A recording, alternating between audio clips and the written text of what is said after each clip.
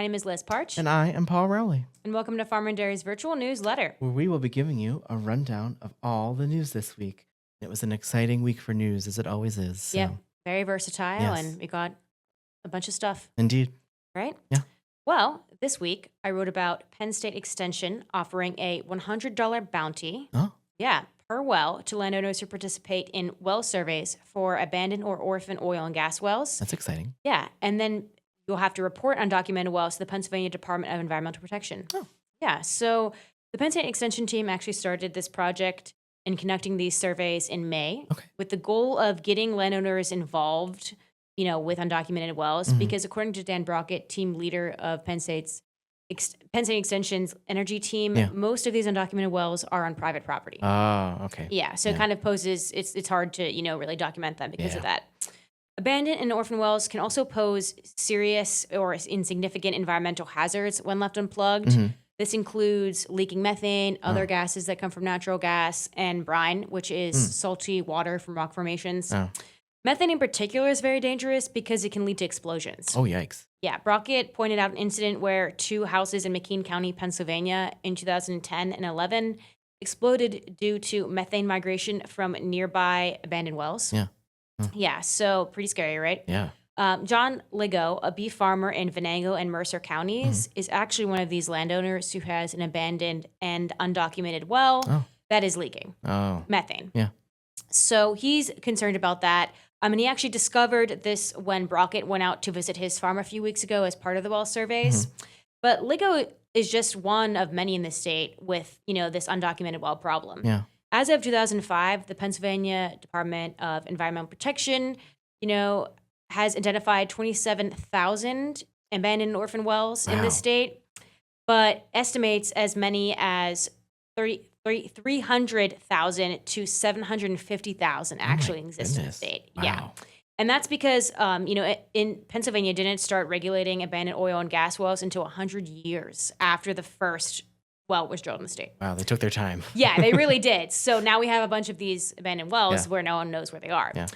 So to read more about Ligo's story and the Penn State's program, you can go to farmanddairy.com to, learn about it because, get your money if you have one. For real.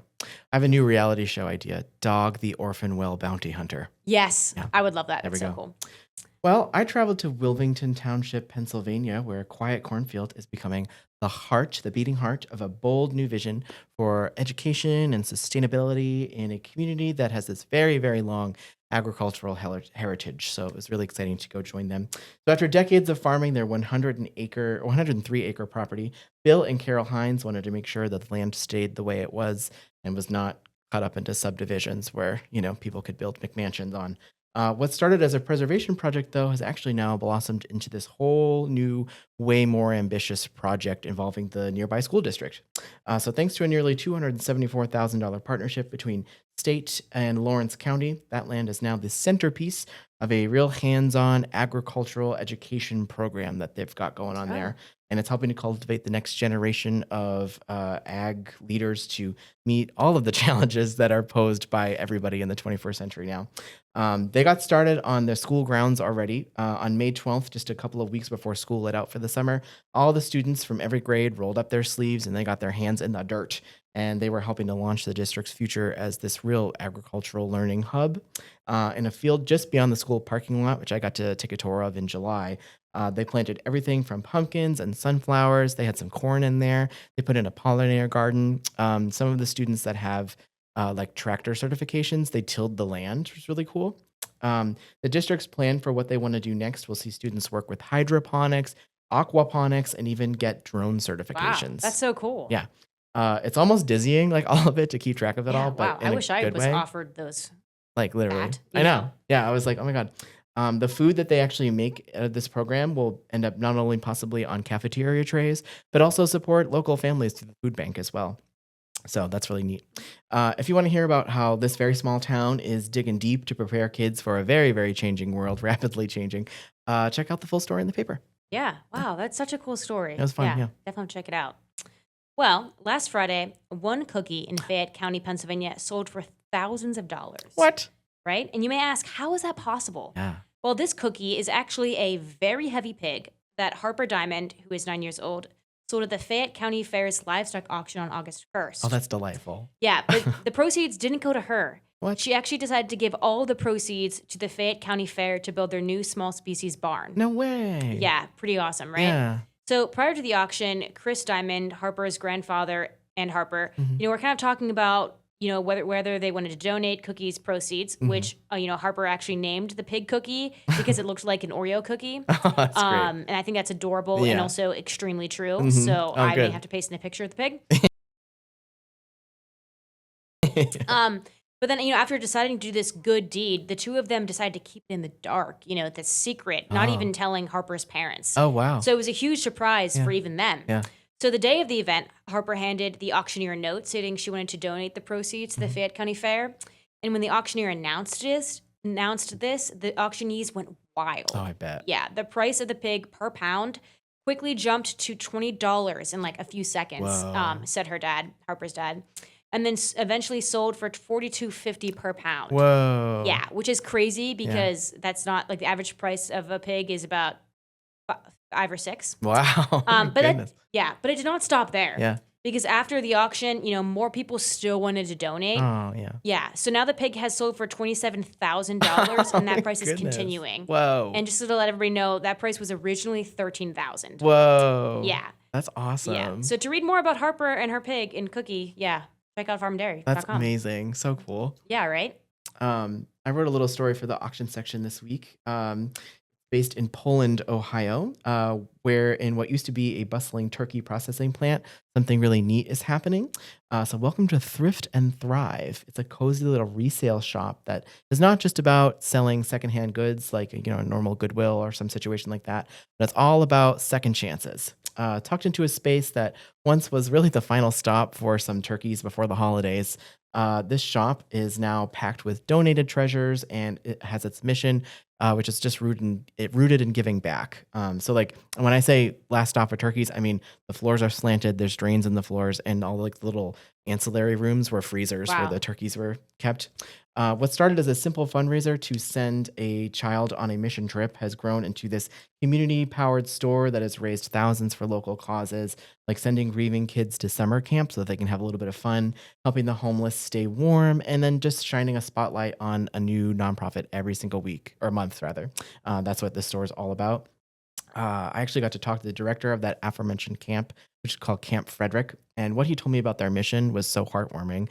And then also how Thrift and Thrive has helped them do that has been really great. So from Pez dispensers to NASCAR diecast cars to a weekly merchandise refresh that apparently is so good and so legendary in this community that shoppers return every Thursday, like lining up outside the door just to see what's new. It's very much a stop that you should make. Jody Sircone, who owns this shop and runs it, he's the engine that keeps it all going. And his motto is come thrift so all may thrive. So if you're into local heroes, kind of like him, creative reviews, thrifting, or just want to feel good about where your dollars are going, check out the full article in our auction section. Awesome. So, I love it. Thrift and thrive. Yeah, I wish I solid. was doing that more often. I know, me too. Right? Yeah. Well, in other news, Yeah. last week, the head of the Trump administration's U.S. Environmental Protection Agency, Lee Zeldin, the EPA administrator, proposed to rescind a 2009 declaration that determined that carbon dioxide and other greenhouse gases endanger public health and welfare. Which has been used to fight against climate change for decades. Yeah, so he called the declaration the endangerment finding, as it is the legal underpinning for a bunch of regulations under the Clean Air Act, which have been used to regulate, vehicles, power plants, and other polluting industries that you could probably think of. Yeah. Zeldin says that the regulations are costing Americans, lots of money, while environmental groups said Zeldin's actions, are actually denying the reality of climate change.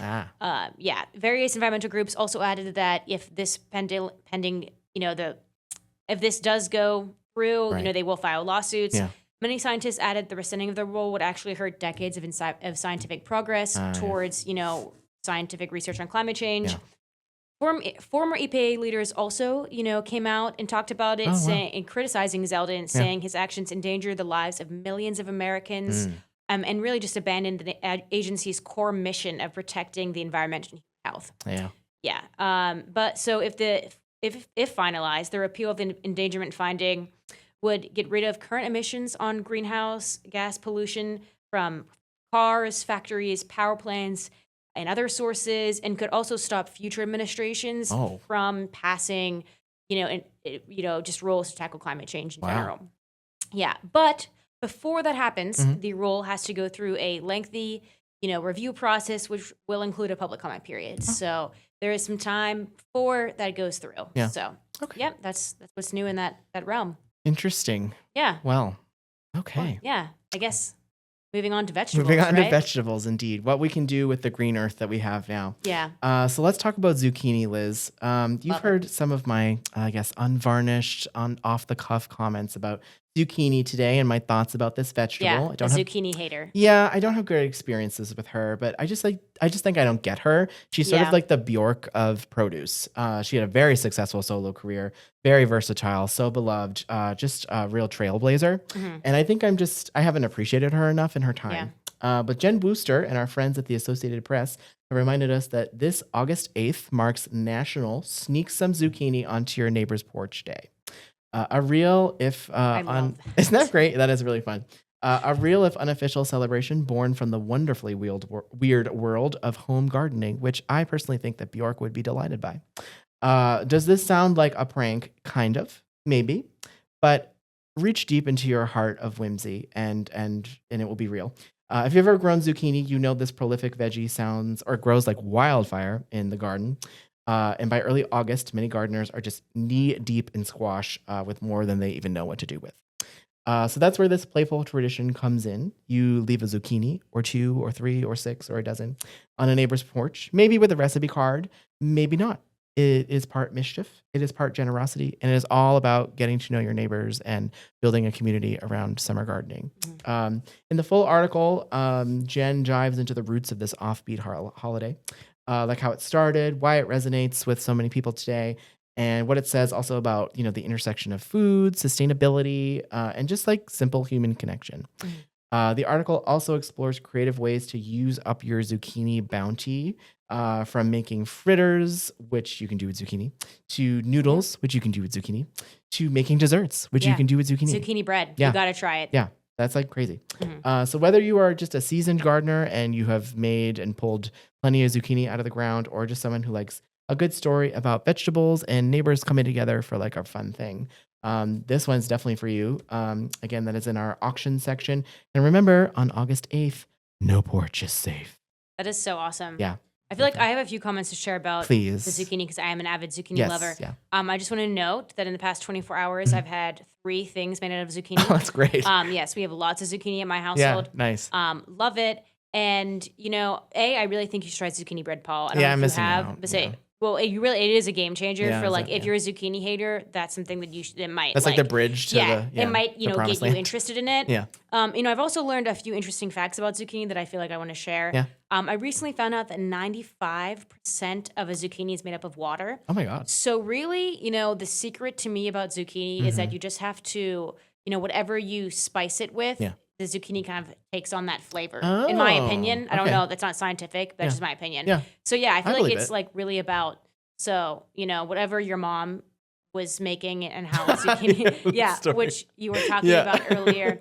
Yeah. Maybe she just wasn't Wasn't flavoring my it right. favorite. Yeah. So sorry, Paul's mom, if she ever Yeah. sees this. She is a great Um, cook. I would never yeah. diss my mother's cooking. It's just that one dish that I very famously did not enjoy. Yeah, So yeah, yeah. maybe, yeah. Yeah. Well, your taste buds also change over time. That's Maybe true. you This was a didn't like long the time taste of ago. zucchini back then, Yeah. but anyway.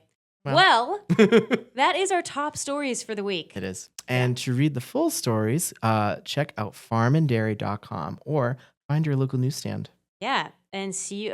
Thanks for tuning in, and see you guys next week. Bonsoir. Bye bye.